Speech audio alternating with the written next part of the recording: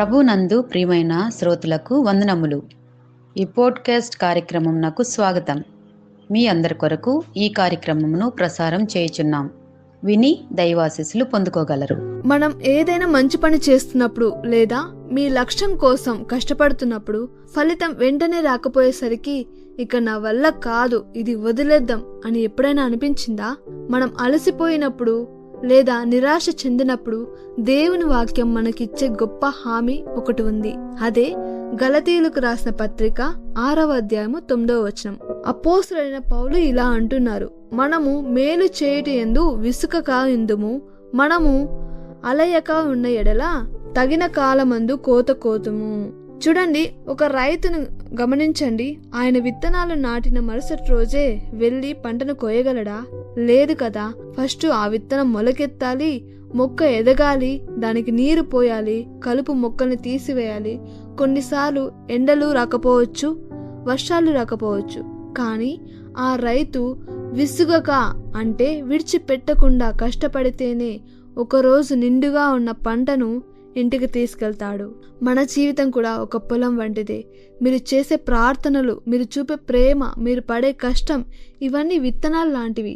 అవి భూమిలో ఉండి కనిపిస్తలేవు అంటే అవి చనిపోయాయని కాదు, అవి వేళ్ళు, రూట్స్ వేస్తున్నాయని అర్థం. ఈ సందేశంలోని మనం 3 ముఖ్యమైన సత్యాలను గమనిద్దాం.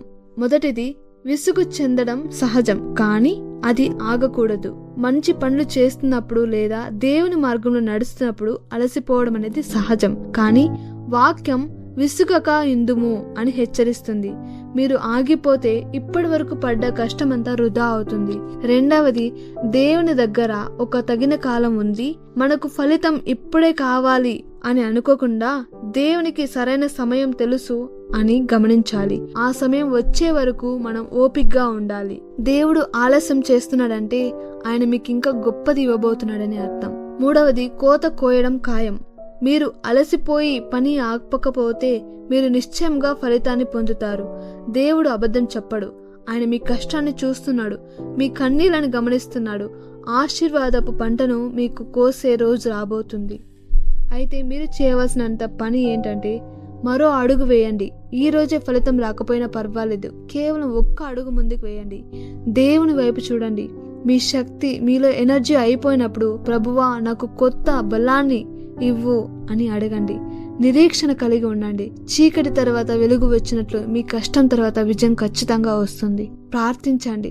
నేను చేస్తున్న పనిలో లేదా నా జీవిత పోరాటంలో నేను అలసిపోయినప్పుడు నాకు తోడుగా ఉండు. విసుగు చెందకుండా నీ మీద నమ్మకంతో ముందుకు సాగే ధైర్యాన్ని నాకు దయచేయండి ప్రభువా.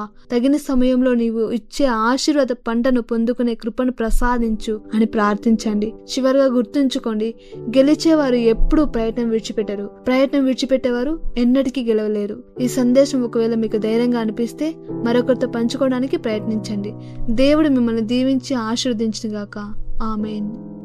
ఈ కార్యక్రమమును గూర్చి మీ సలహాలు మరియు మీ ప్రార్థనా అవసరతల కొరకు మమ్మను సంప్రదించవలసిన మా ఫోన్ నంబర్ 9484585039 మరియు email ID info@fibaonline.org.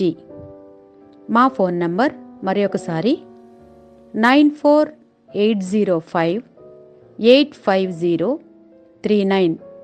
Email ID info@fibaonline.org.